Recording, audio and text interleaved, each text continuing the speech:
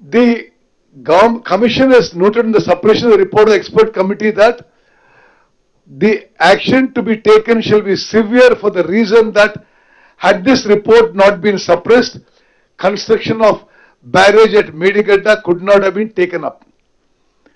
అదేవిధంగా 2023లో కూడా director department of water resources CWC 24 మార్చిన రాసిన లేఖ ఏంటంటే the best site for locating a diversion structure is in a straight reach of the river, wherein the velocity of the flow should be fairly uniform and the sectional area of the river fairly constant. However, in case of Medigadda barrage, the following views are offered.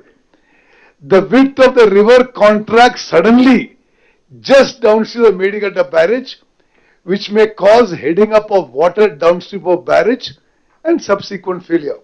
Ante experts, all experts in the country have said Medigadda barrage is not the right location to build a barrage. Then administrative sanction for the 3 barrages. The obvious conclusion from the above facts is that the DPR submitted by the WAPCOs has not been considered and appreciated before awarding of works. It is noticed during the construction that the difference between the length of the barrage and the width of the river and a new block in between block 1 and 2 has to be planned. ఇంతకంటే సాంకేతికంగా మరొక తప్పు ఉండొచ్చు అని అంటున్నా. అంటే length of the barrage కి width of the river కి తేడా ఉంటే బ్లాక్ 1 and 2 మధ్యలో ఇంకొక బ్లాక్ యాడ్ చేయాల్సి వచ్చింది. అది వాళ్ళ పనితీరు అని చెప్పి నేను మనం చేస్తున్నాను. దెన్ చాలా స్పష్టంగా చెప్తున్నారు, it can conclusively be held that the issuance of GO 231, 232 and 233 dated 1/3/2016 according administrative approval of rupees 2,591 crores for construction of Medigadda project is not placed before the cabinet and is issued pursuant to the orders of the Minister of Irrigation and the Chief Minister. మరి cabinet ముందుకు తీసుకుపోకుండా irrigation శాఖ మంత్రి ముఖ్యమంత్రి 2,591 కోట్లతో Medigadda project నిర్మాణానికి ఆమోదం ఇచ్చారు.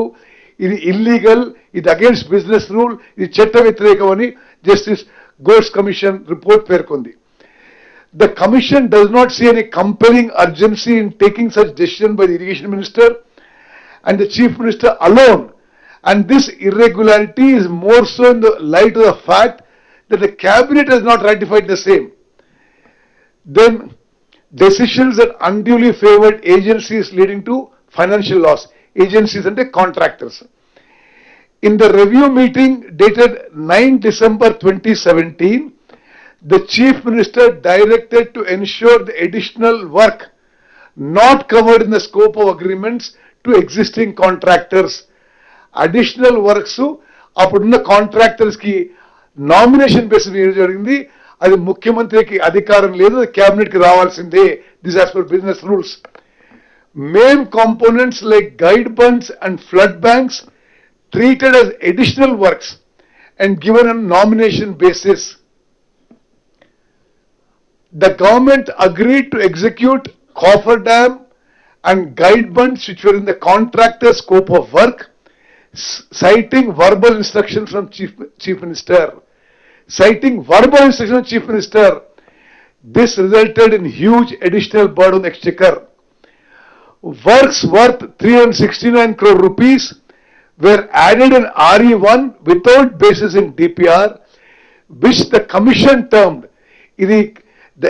ఈ సెంటెన్స్ మీరు జాగ్రత్తగా వినాలి, అబ్జర్వ్ చేయాలి. Commission term this as clinching evidence of an intent to siphon public funds to unduly favor agency. అంటే ప్రజా డబ్బుని మరి కాంట్రాక్టర్స్ కి ఫేవర్ గా చేయడానికి ఇదొక మరి ఈ రివైజ్ ఎస్టిమేట్స్ ద్వారా చేసిన విషయం జస్టిస్ ఘోష్ కమిషన్ రిపోర్ట్ లో పేర్కొంది. Failure in O&M in the role of then CM.